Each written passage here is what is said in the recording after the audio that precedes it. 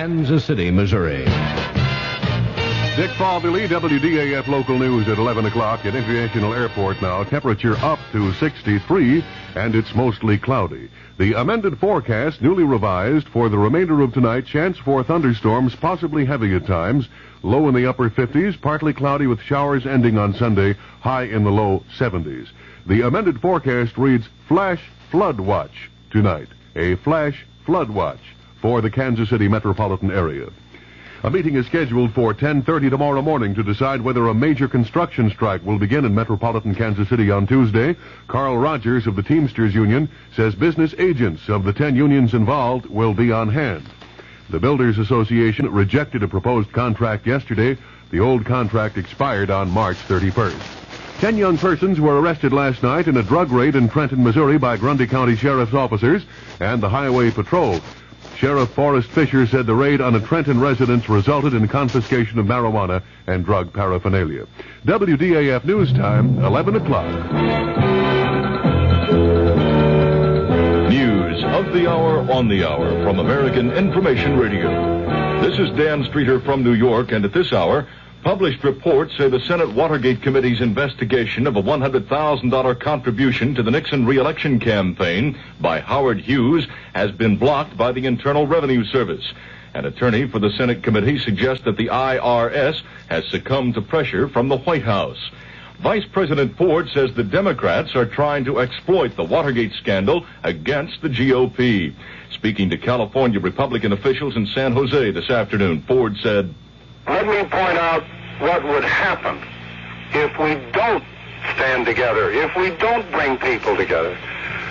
You could have a legislative dictatorship in the Congress, which would obviate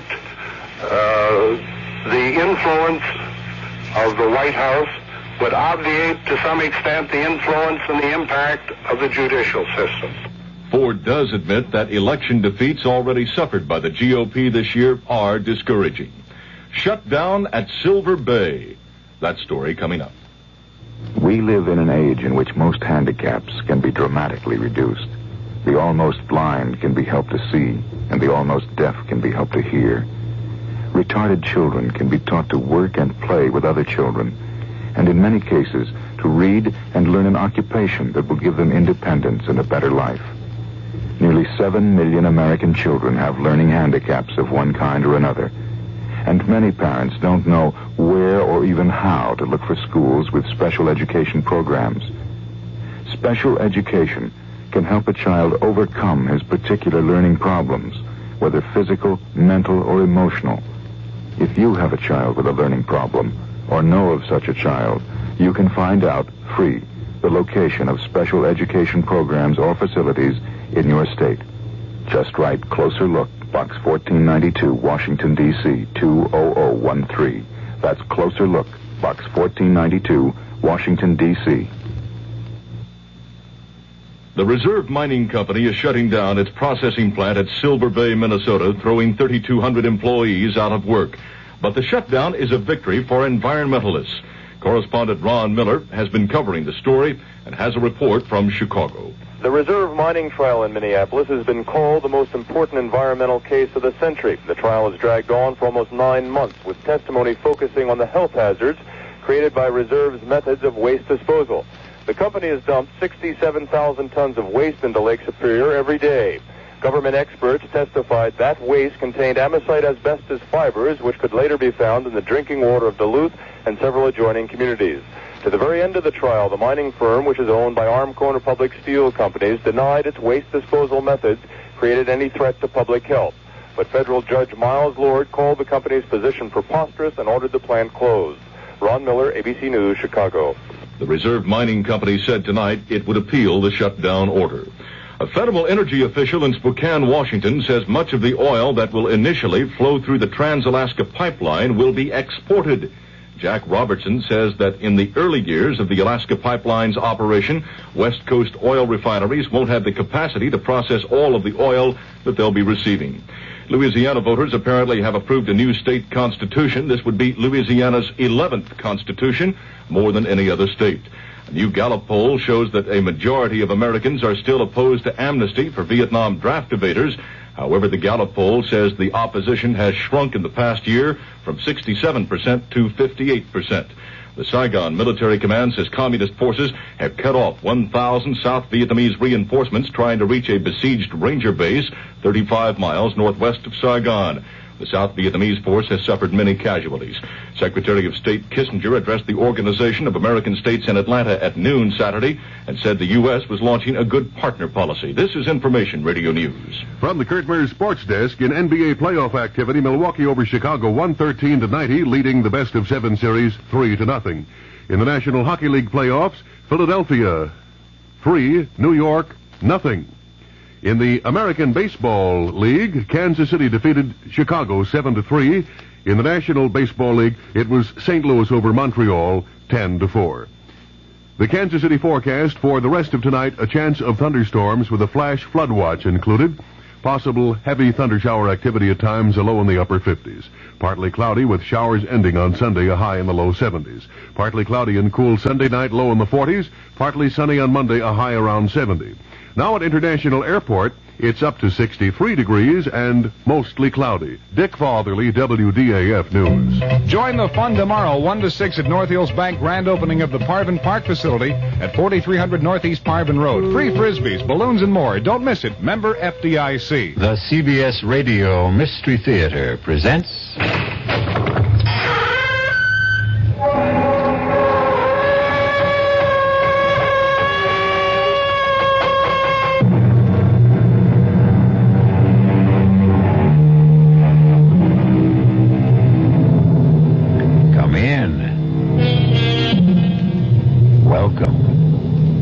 I'm E.G. Marshall. Welcome to the sound of suspense. Welcome to the fear you can hear.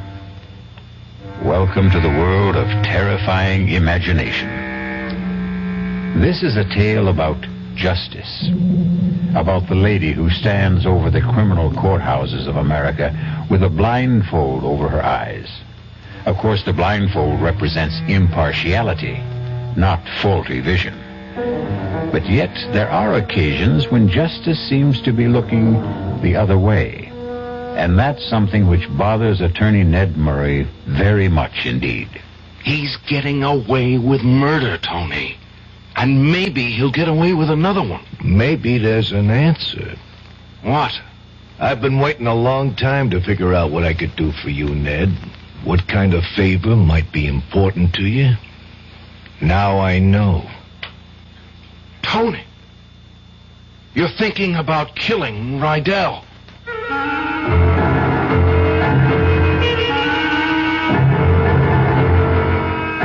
Our mystery drama, After the Verdict, was written especially for the Mystery Theater by Henry Slessor and stars Tony Roberts. It is sponsored in part by new sugar-free Diet 7-Up and by the Kellogg Company, makers of Kellogg's Special K cereal. I'll be back shortly with Act One. And now, another story of the ball and chain, as Kellogg's Special K presents The Library. Welcome to the public library. May I help you, sir? Yes, I'd like to check out... I'd like to check out Famous Laundromats of the World by Audrey Schnorbart.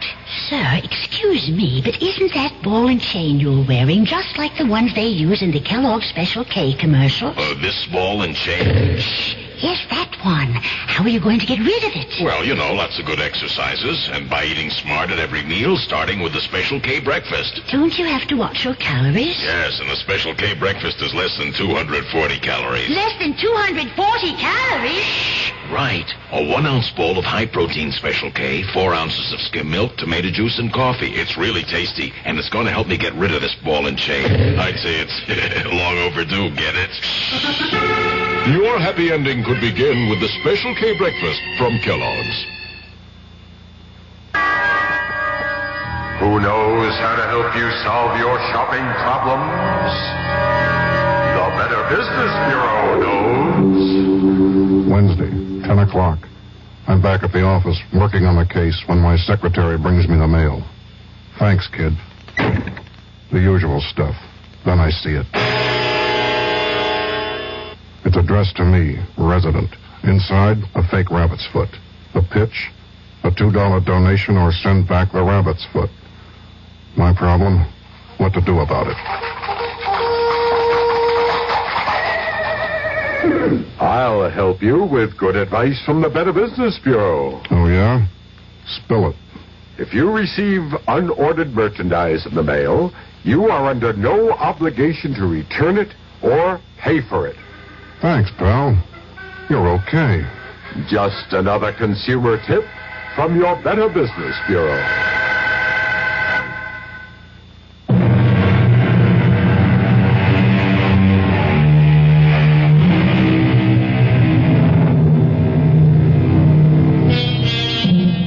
What better place to begin a story about justice than in a courtroom? This one is packed today because it's the day the jury is going to return its verdict in the case of the People versus Louis Rydell. That's Rydell over there, the thin man with the burning eyes. See the way he searches the face of every juror who takes his or her place in the jury box? It's only natural, of course, because Louis Rydell had been charged with murder. Shh, quiet now. Presiding Judge Lincoln Arthur is about to speak. The foreman of the jury will please rise. Has the jury reached a verdict in this case? We have, Your Honor. Please read your verdict to the court. We find the defendant, Louis Rydell, not guilty. Mr. Murray. Congratulations, Lou. I'm very happy. You're happy. How do you think I feel? Hey, come on. Let's get out of this place. Let's celebrate, huh? Let's pick up my wife and have a ball. Well, I don't think I can. I promised my boss that I'd go down. You don't care about your boss. You want to see that daughter of his. Okay, we'll make it a foursome. I can't, Lou. I'm sorry. Oh, come on, Counselor. Melanie's got a cab waiting outside.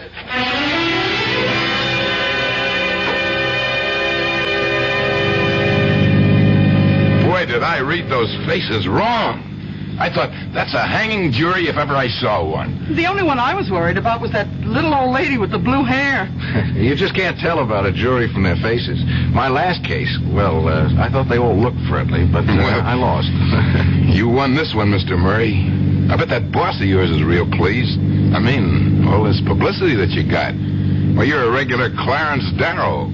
Look, Lou, we don't really have to talk about the fee settlement now. Why don't you and Melanie just go out and drink up a couple of bottles of champagne? Oh, Lou doesn't drink, Mr. Murray. Lou doesn't have any vices. Do you, Lou? I want to get the money settled, Counselor. Melanie here doesn't like to hear about money. She just likes to spend it. We'll drop her off at home. Hey, you promised to take me someplace. Wait for me at home, Pumpkin. Oh. Daddy will be there just as soon as he settles things with his lawyer. Okay? What choice do I have? I'll be home in an hour or two, and we'll go out to dinner. Just stay in the apartment, and don't open the door to anyone. And if you have to open the door, wear some clothes, baby. Huh?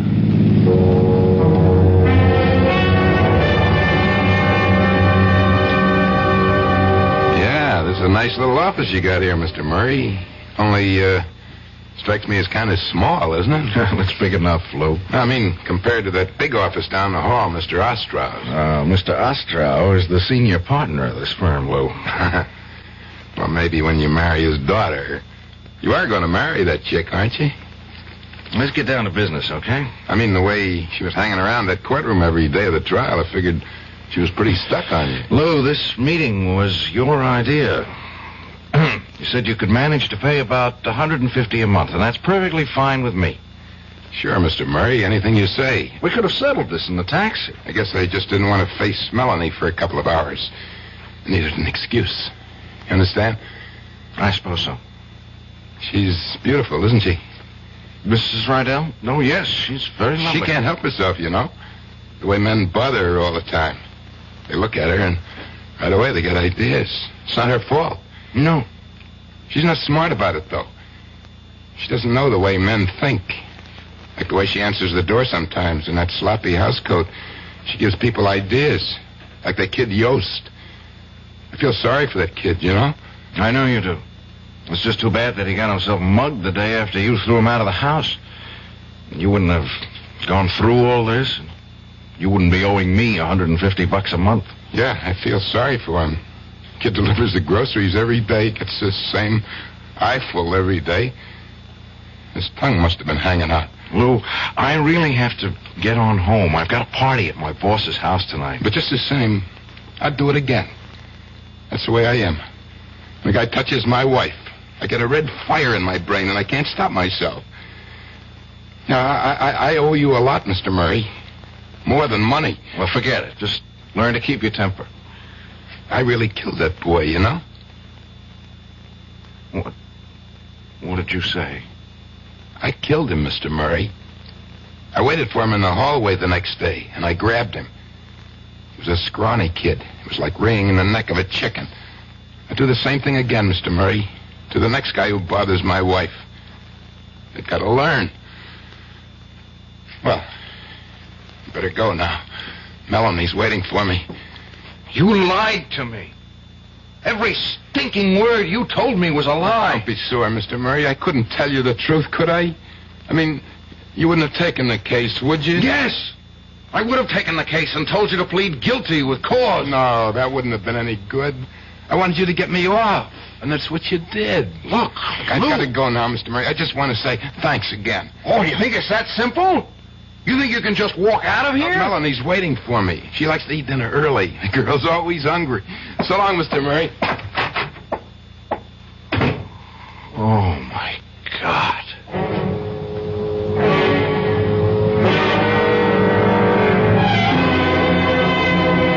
Light on the ride, more on the... Ned, for the love of Mike, where you been? Sorry I'm so late, Mr. Ostrom. Who do you think this party's for, anyway? Well, come in. Karen's going out of her brain waiting for you to get here. This one looks like quite a crowd. Well, they're all in your pocket tonight now, Ned. All right, everybody, hold it. Here's the man we've all been waiting for. Ned Murray, folks. Greatest trial lawyer since Clarence... since Harry Ostrom. All right, come on, Ned. Karen's over here. Ned! Hi, darling. Where in the world have you been? The party started 2 hours ago. I just lost track of the time, that's all. Must be love, if you ask me. All right, I'll see you kids later. Ned, come into the kitchen for a minute. No, it's full of servants. Come into the bedroom. Now, that's an offer I can't refuse. Well, what did you have in mind? Give you one guess. Oh, darling, I'm so proud of you. You were so wonderful. That kiss was pretty wonderful. Father says that you are everything he used to be in the courtroom, and there's no higher praise he can give than that. Look, let's forget about the trial. It's over. Oh, no, I don't want to forget about it, Ned. I'm just so thrilled with the way you handled the case. That man Rydell seems so guilty. But there's too much fuss about all this, Karen. Father said that if you could win this case, you could do anything. That it would mean a lot of business to the firm. Do you know what I think? He's not going to wait on that promise about the junior partnership. I think he's going to do something about it right now. Are you serious? Don't tell him what I said, but I'm sure of it. Ned, you'll have to stop making excuses pretty soon, lover. You'll have to name the day. Oh, for heaven's sake. It's probably your father wanting me to join the party. Hiya, Ned. Ostrow told me you were here. Tony, for the love of Mike, I haven't seen you in ages. Yeah, that's right. Oh, hey, I am sorry. I didn't know you had somebody with you. It's all right, Mr. Igo. I was just going to fix my makeup. See you later, darling. Yes, sure. Tony, I don't think I ever saw you at Ostrow's before. Yeah, you know me, Ned. I don't like to mix with all these big shots. Hey, you still talk to ordinary people? Big celebrity like you, huh? I'll talk to you anytime, Tony. Listen, I was in court today. I've been there the last 4 days. Bet you didn't even notice, huh? Well, that was nice of you. Busy man like you. Well, I got a personal interest. You know that. Sure. Tony... I was real glad you won, kid. Reminded me all over again what you did for me 2 years ago. Getting me off that murder rap. It was like seeing the whole thing again. It wasn't the same, Tony. For one thing, you didn't kill it. I mean, come Come on, let's go out and get a drink. Nah, not for me. Since I seen you last, I got me an ulcer. That's the price of success, you know, in my business, just like yours. That's too bad. You know something, Ned? You don't look so healthy yourself. I'm okay. You look great in that courtroom, only now, you don't look like a guy who won a case. You look like a loser. I'm just tired. Let down, you know. Yeah, sure. Hey, look, Ned, you remember what I told you once, huh? You got any troubles you can't handle, I want to hear about them. You got a favor coming from me, and it bothers me not to pay off. That was a long time ago. You don't owe me anything. I keep good books. Don't tell me who I owe. Hey, go on, Ned. Find that girl of yours. Maybe she can cheer you up, huh? Tell you the truth, Tony, I need a couple of minutes all by myself. You know how it is. Yeah, sure, I know how it is. Sometimes too much is too much. Yeah, that's right. See you around later, kid. Okay? Yeah, later. Sometimes too much is too much. I really killed that boy, you know. He killed him. He killed him, and I let him get away with it. I killed him, Mr. Murray. Oh, God. I'll do the same thing again to the next guy who bothers my wife. I'll do the same thing, Mr. Murray. The same thing.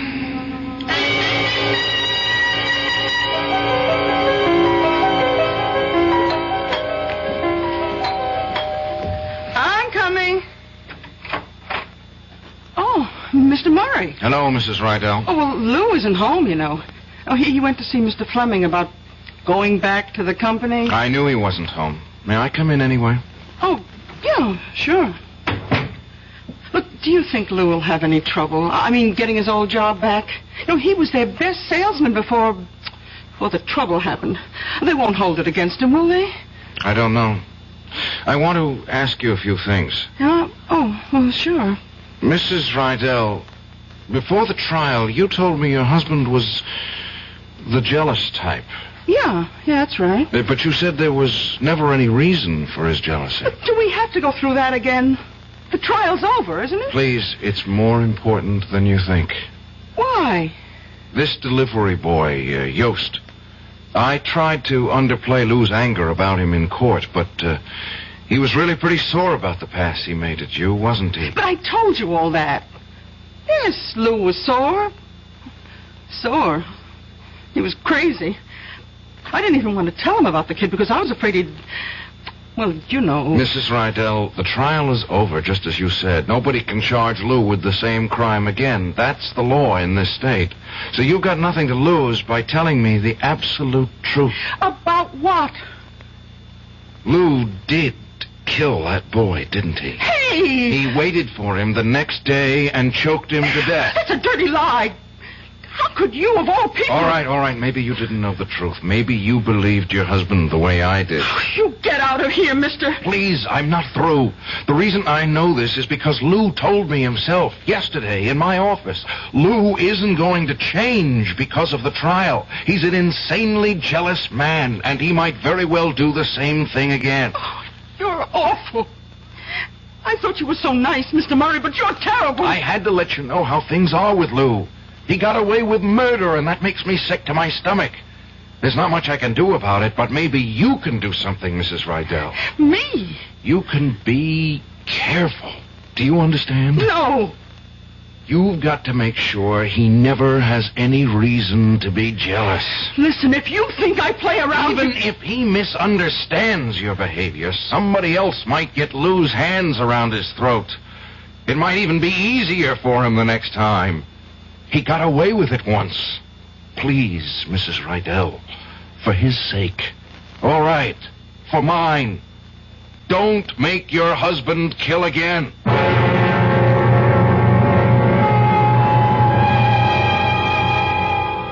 I don't know about you, but I think Mr. Murray's request is very reasonable. The only problem, of course, is exactly how reasonable Lou Rydell is. There's something about the man's eyes, The way his hands twitch, personally, I don't think it would be a very good idea to wink at Mrs. Rydell. I'll return shortly with Act 2. Oh, somebody's been drinking my sugar-free Diet 7-Up, and it's all gone. Oh, actually, I saved a little. Oh, a bear! Hiya, Goldie. What's brewing? That's Miss Goldilocks to you. Oh, come on, kid. You mean you don't remember me? The cottage, the 3 chairs, the porridge? Baby bear! In the fur. Been a long time, Goldie. But Baby bear! Just call me BB. You drank all the sugar-free Diet 7-Up, and I have to conduct another diet drink taste test today. Well, yeah, I saw the sign on the door, a professional taste tester, huh? But how can I conduct my taste test now? Why bother? I tried those other diet drinks, too. You'll notice there's still plenty of them around. Why not ask me? Well, okay, BB. Tell me, why did you drink all the sugar-free Diet 7-Up? I like the taste. Light, fresh, natural. Sugar-free Diet 7-Up is definitely unbearably delicious. Mm-hmm. People can reach, people can touch, people can help, people so much. If you can remember World War II, you can remember when people spoke about cancer in a whisper. Once it was known someone had cancer. Nobody talked about it. I'm Paul Newman. Today we talk about cancer quite openly, except for one form of it. The one nobody likes to talk about still.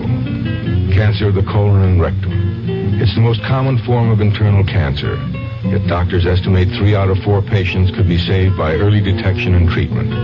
That means when you have your regular health checkup, especially if you're over 40, talk to your doctor about a Procto. Fight cancer with a checkup and a generous check when your American Cancer Society volunteer calls. Cancer Crusaders. People who care about people.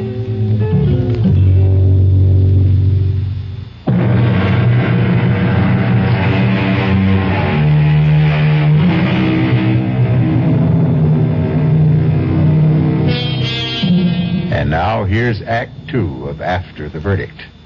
It's a bright, sunny morning. The kind of morning that fills promising young men like Ned Murray with enthusiasm for life. After all, he has everything going for him.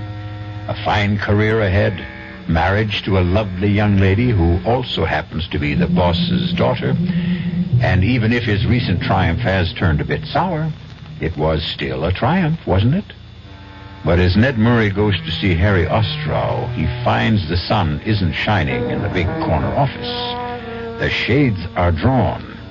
His boss's face is a thundercloud. You wanted to see me, Mr. Ostrow? Yes.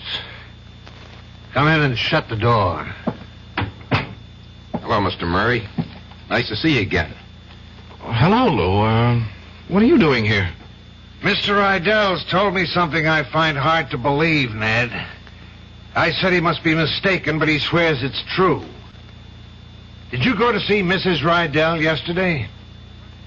Yes.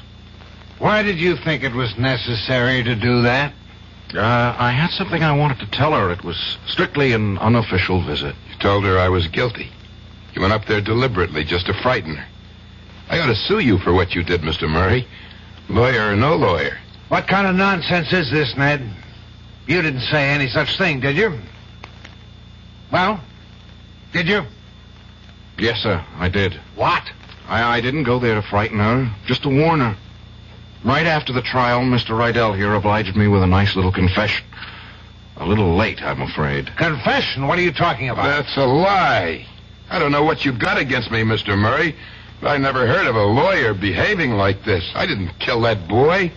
The jury said so. And Ned, please, this is all so ridiculous. Mr. Rydell put it very bluntly. He said he killed Yost. He said he'd kill again if another Yost came along. You can't do that. It's over. The trial's over. They can't put me through this again. They can't. No, Mr. Rydell, of course they can't. There's nothing to get excited about.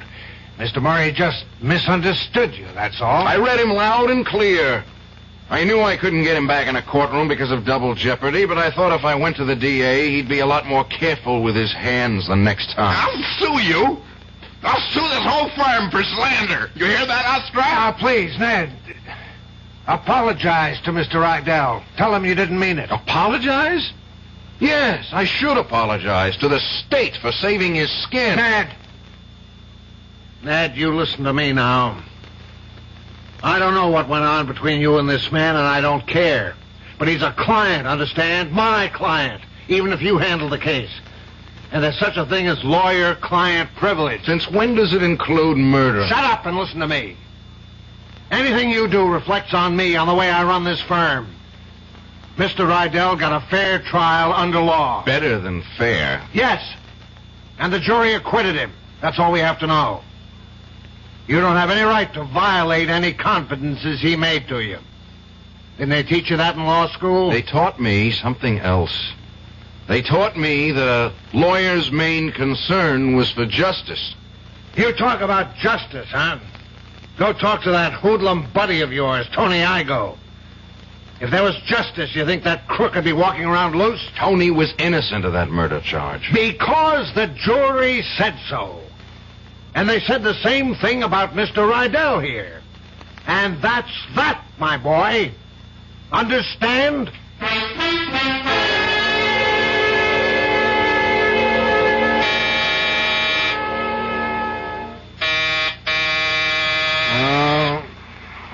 Who is it? Oh, for Pete's sake. Can't they let a guy get some rest in his own home? Well, have I caught you with the blonde? You caught me with a bottle. And just in time, obviously. Well, the least I can do is make sure you don't drink alone. Not enough for the two of us. Even if I give you this? What is it? A present. Open it. It's that pipe you were so crazy about. The one with the ivory carving. I was saving it for some special occasion, but your birthday isn't for 6 months. It's a beauty. If you're going to bribe me, I prefer cash. Really? And I thought I'd use sex appeal. I understand that's surefire. Excuse me, it's time for another drink. What's so funny? The whole thing. You, Father. He told me about that scene in his office this morning. I wish I could have been there. Clarence Darrow versus William Jennings Bryan. It wasn't. It was stupid versus childish, and all because of that... All because of that silly man with the funny eyes. Honestly, Ned, I hope you won't make any more fuss about him. I thought it was Daddy who was making the fuss. Believe me, I think he feels just awful about the whole silly quarrel. Yeah, I'll bet he does. Oh, for heaven's sake, Ned, why would you want to spoil things now? All right, maybe that idiotic man did kill that grocery boy, but I'm not saying he didn't. But, well, wouldn't be the first time that a guilty man is... Ned! It's the first time for me. Don't you understand that? The first time I ever got a guilty man off? Was it really, darling? Well, that man Igo... Tony was innocent. Well, innocent of that crime, maybe, but what about all the others? He might have killed a dozen men before, or had them killed. He wasn't being tried for killing a dozen men, only one. And he was innocent of that. I should know better than to talk to you while you're drinking. I'm going to the district attorney tomorrow, Karen. Even if it doesn't do a bit of good, I'll feel better for it. Do you know what the DA will say? He'll say you're a fool. I don't care. You haven't got a shred of proof. Not a shred. And all the proof in the world wouldn't put Lou Rydell back on the stand. You know that, don't you? If you go to the DA tomorrow, you can find yourself another connection. What? What was that? Oh, I'm sorry, Ned, but he did say it. And I know my father. I know he never says anything he doesn't mean. What about you, Karen? What about the connection between me and you? I waited long enough for you to get serious about me, Ned. I can wait a little longer until you come to your senses. And that's the real bribe, isn't it?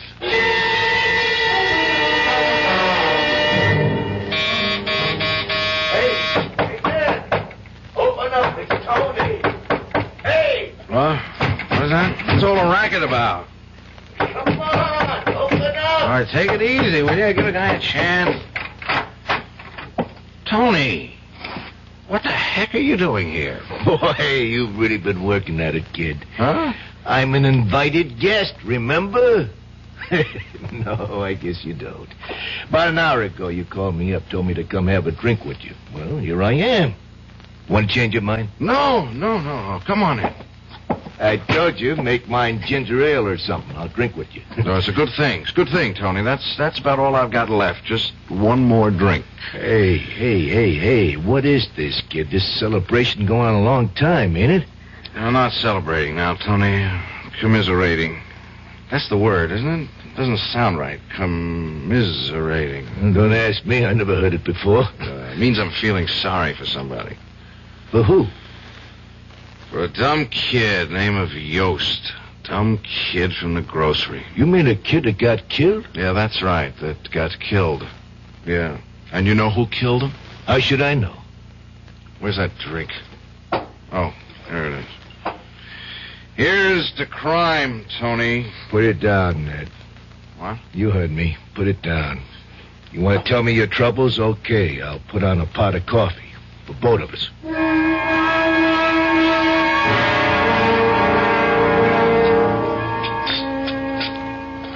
That make you feel any better? No. Well, give it time. Tony, were you listening to me? Did you hear what I told you? Yeah, I heard you. This guy, Rydell, is a kookaboo. He's getting away with murder, Tony. And maybe he'll get away with another one. Nah, next time will be different. You'll know different from one thing. Meantime, somebody gets killed. Well, what's that to you? I'm sorry. Sir, I forgot the kind of guy I'm talking to.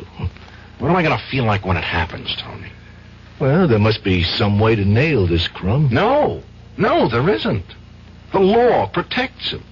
Double jeopardy. A man can't be tried twice for the same crime. That's how it goes, Tony. One trial to a customer. Yeah, it's a shame, all right. They hung better guys than that, and he's walking around free as air. That's the law, Tony. Yeah, the law.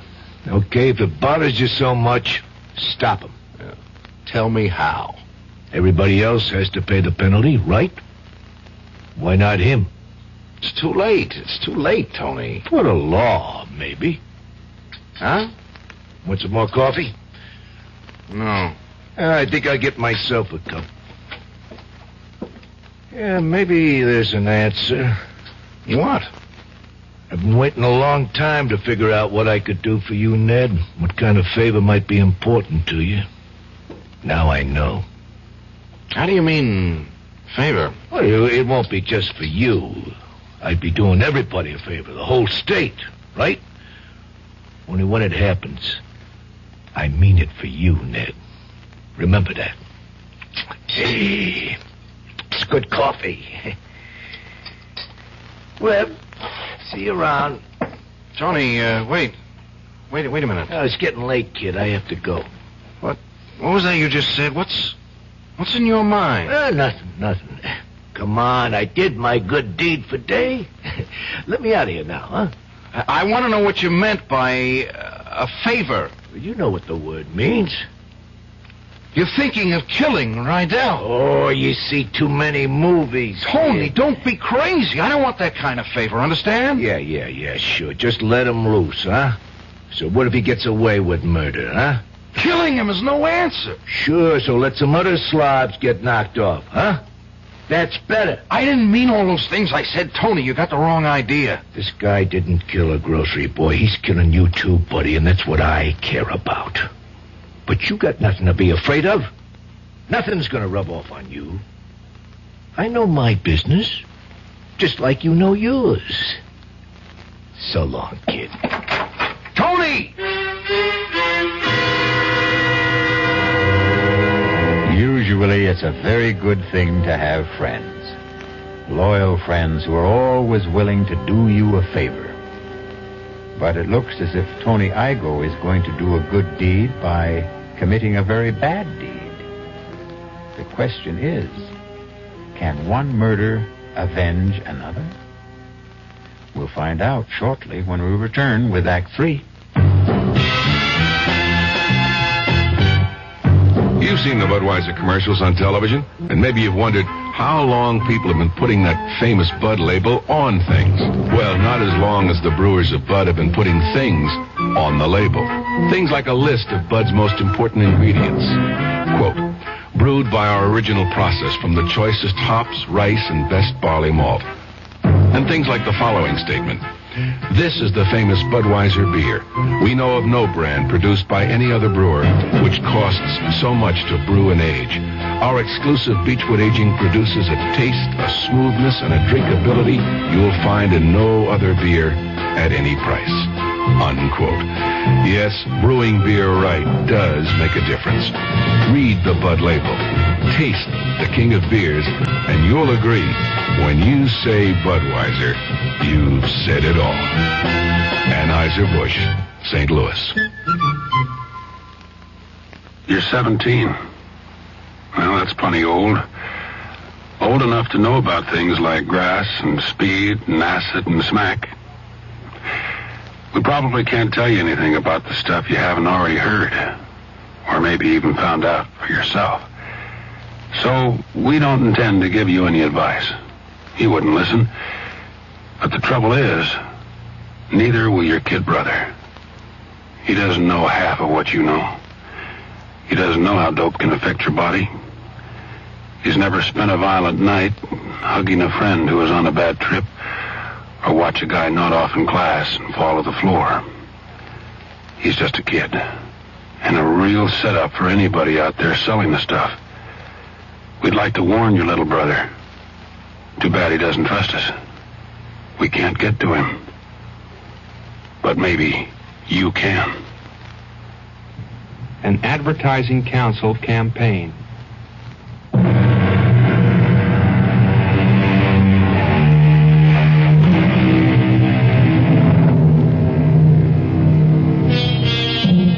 Now, the last act of After the Verdict. Listen closely. Here's a sound we don't hear very often. Yes. What with all these electric clocks and digital clocks and electronic clocks, the good old-fashioned ticking that marks off the minutes and hours of the night is rarely heard. But tonight, Ned Murray is hearing that sound.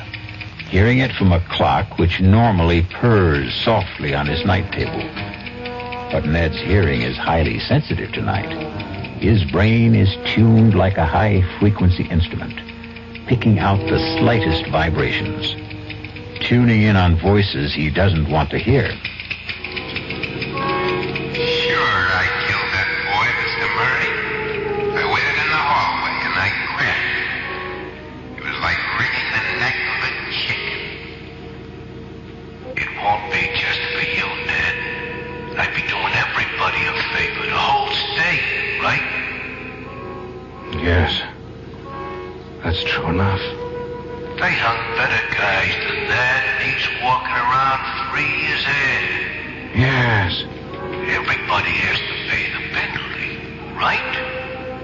Why not him? Yes.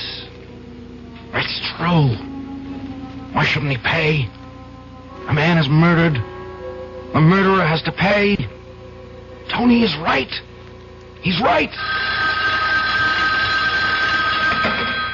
Hello? How are you, darling?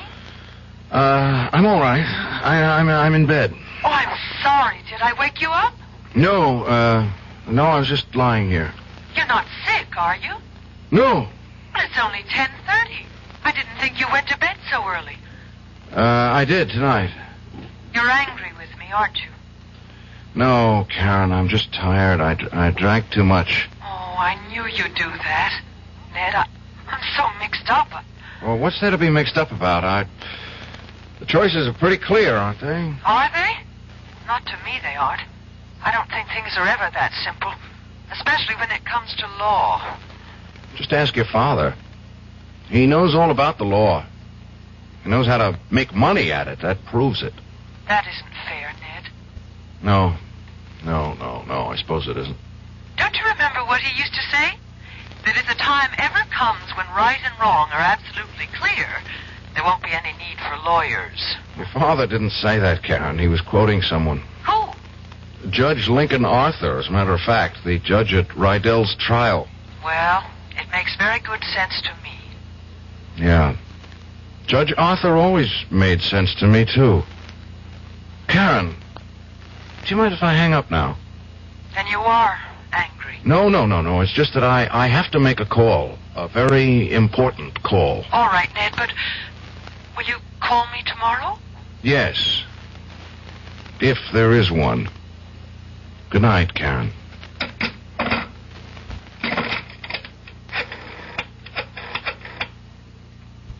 Information? Can you give me the number of Judge Lincoln Arthur?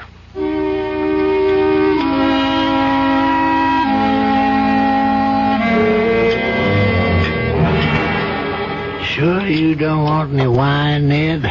No, Judge, thanks. I've sworn off that stuff for the duration of my life. Sounds like you had yourself a party. Is that when you came up with this parable? Isn't that what you called it? No, Judge. It's more like a riddle, a legal riddle. The only thing is, I already know the answer. All right. Let's see if I know it. It's about a lawyer. A criminal lawyer who defends somebody for murder and does it successfully. He's convinced of his client's innocence, understand? And that helps him get the acquittal. But right after the verdict, he makes a discovery that his client is guilty. How does he make this discovery? Is that important? It might be. Was it on evidence that had appeared at the trial? Evidence he had misinterpreted or concealed unknowingly? No. It was a confession. How does he obtain this confession? It's given to him, unsolicited by his client. Why? I don't know. Perversity, pride, ego. Anyway, he knows the truth about his client.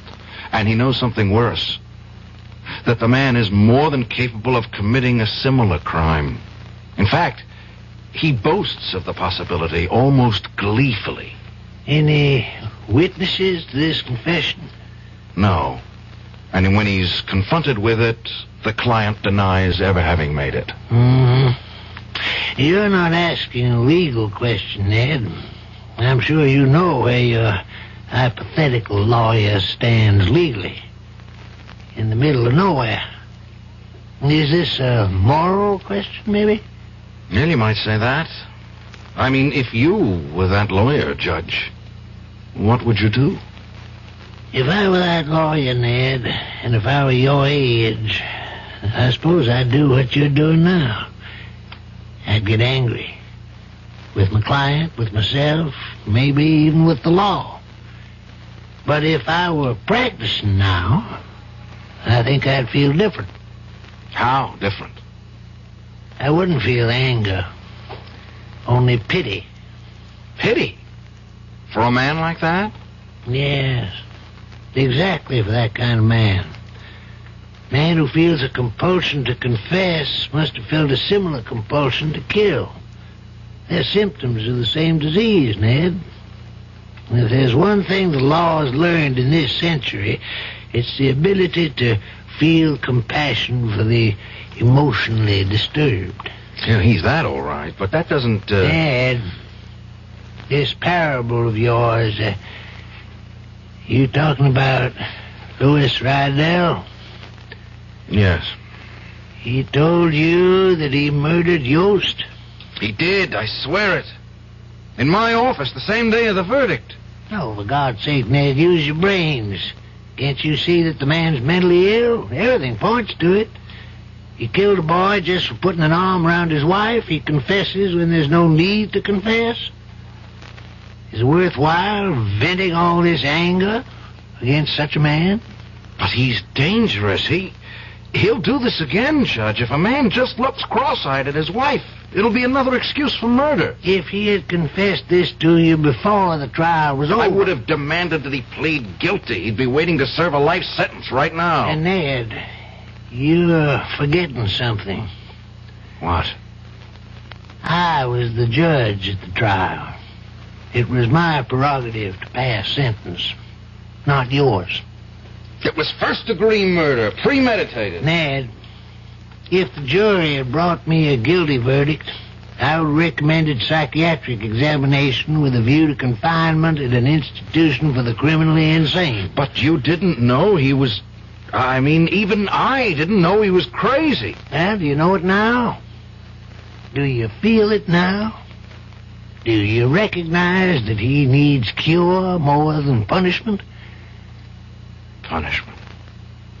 The law only penalizes the guilty, Ned. Isn't that what we all believe in? We don't penalize the sick. I have to go, Judge. I have something to do. It's getting pretty late for running errands, Ned. Almost midnight. Yeah, but this is important, Judge. I have to see someone. I have to tell something very important.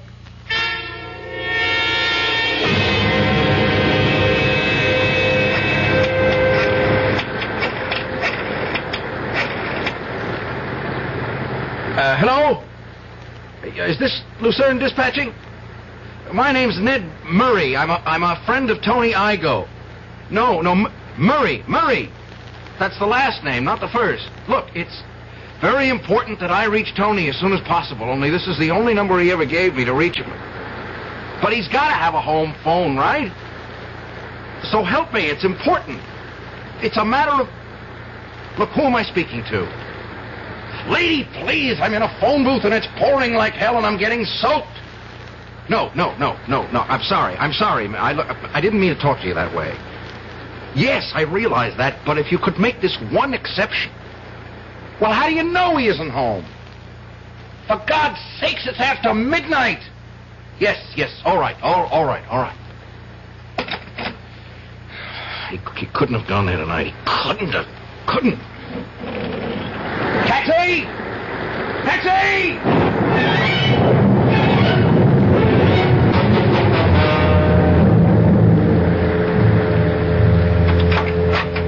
Lou, is that you?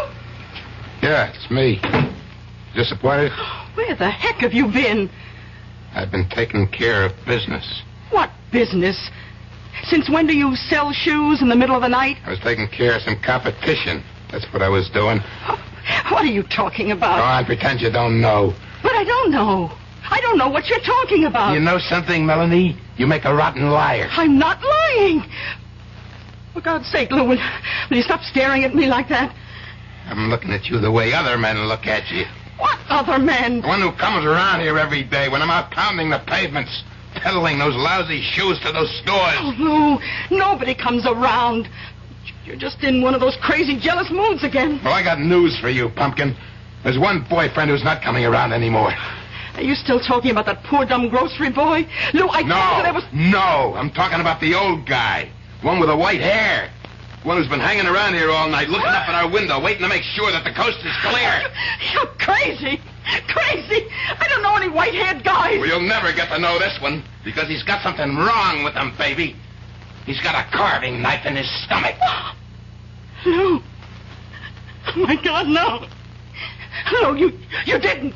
Yes, I did. So you can forget about seeing your lover boy tonight, baby. You can just forget it. You'll have to be satisfied with just me. Lou, just tell me it isn't true. Tell me you didn't kill anyone. It wasn't the first time, Pumpkin. If you keep up the way you're going, it won't be the last. In fact, the next one might be you. Oh, my God. Those police cars. They're coming here.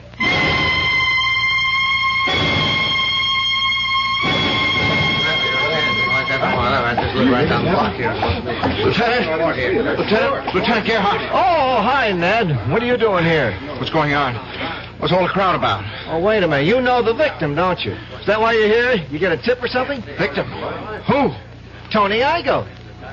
Tony? Somebody used a knife on him. Oh, God. Ironic, isn't it? Probably a dozen guys wanted Tony Igoe knocked off, and how's he get it? From a jealous husband. Is he dead? Yeah, he's dead. And it was your ex-client who did it, that guy Rydell. He caught Tony hanging around the building watching the place. Rydell claims he was after his wife. You know about this, Ned? It's not true. It's not true, Lieutenant. He didn't even know the woman. Then what was he doing here? A favor. He was doing somebody a favor. What are you talking about? Look, where is Rydell now? Upstairs answering questions. He won't get away. Not like the last time, Counselor. Yes, it won't be like the last time. Excuse me. Hey, where do you think you're going? I want to see him. He's entitled to talk to a lawyer, isn't he? You must be nuts yourself. Half a dozen witnesses saw him do it. Can I go up, Lieutenant? You mean you'll defend that screwball again? He's out of his mind. Don't you know that? Yes, I know. And that's what I'll try to prove. Now, will you please let me see my client?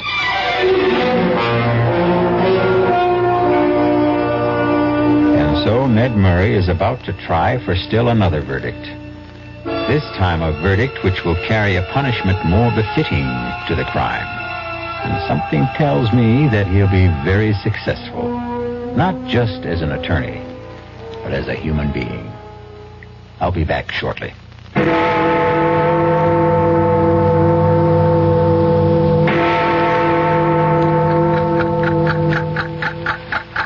The time has come for action. Birth defects are forever unless you help. A time to be born, a time to die. The March of Dimes fights birth defects. A time to heal. Through medical service programs, scientific research, a time to and public education. These are the times that try men's to souls. protect the bodies and minds of our children today and That's why tomorrow. it's time for a change. So much to do. So little time. We must see to it that every child is born healthy, whole, Now is perfect. the time for all good men to come to the aid of the March of Dimes in its drive to prevent birth Make defects. time stand still.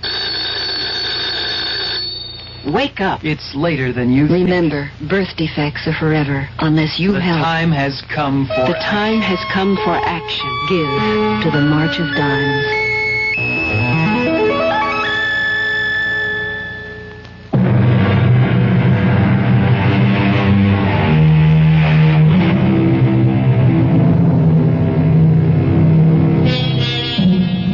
Some time ago, a man named Thomas De Quincey said, "If once a man indulges himself in murder, very soon he comes to think very little of robbing. And from robbing, he comes next to drinking and Sabbath breaking. And from that, to incivility and procrastination." Let that be a lesson to all of you.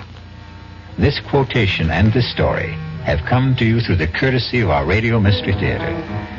Our cast included Tony Roberts, Joseph Julian, Bryna Rayburn, Barbara Caruso, Robert Dryden, and Sam Gray. The entire production was under the direction of Hyman Brown. And now, a preview of our next tale.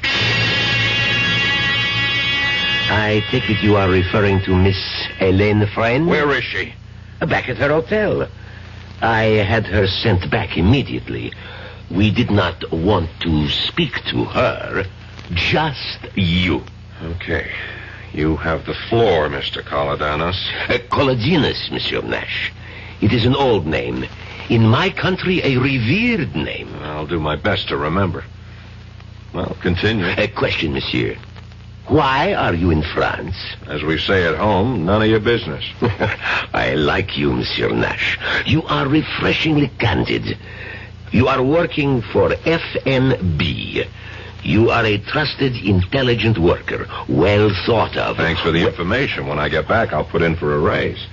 If you get back, monsieur. If you get back. Radio Mystery Theater was sponsored in part by Anheuser-Busch Incorporated, brewers of Budweiser. This is E.G. Marshall inviting you to return to our Mystery Theater for another adventure in the macabre. Until next time, pleasant dreams.